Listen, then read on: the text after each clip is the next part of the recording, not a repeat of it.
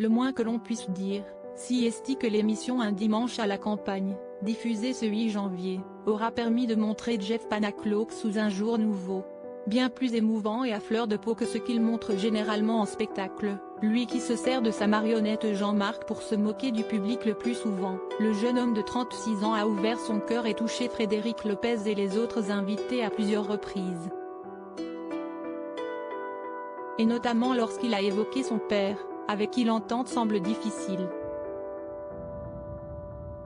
Après avoir raconté son enfance, marquée par du harcèlement et des moqueries, ainsi que les débuts progressifs de sa carrière, le ventriloque a eu la surprise de recevoir un beau compliment de Salvatore Adamo, également présent. Tu es en train de faire ce dont tu rêves et je te souhaite longue vie et beaucoup de plaisir, lui a-t-il dit après une belle poignée de main.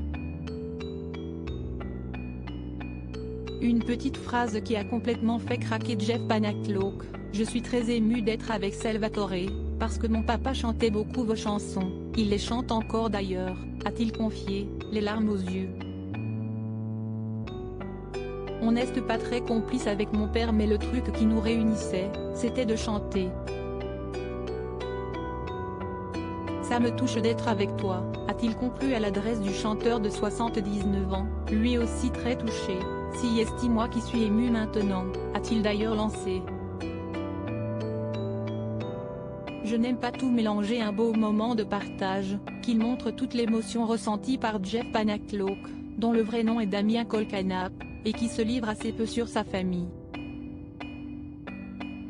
En 2016, dans un portrait pour Paris Match, il avait cependant raconté qu'il accompagnait, plus jeune, son père sur scène dans les karaokés et les animations, un passe-temps qui lui a sans doute donné le goût de son métier actuel.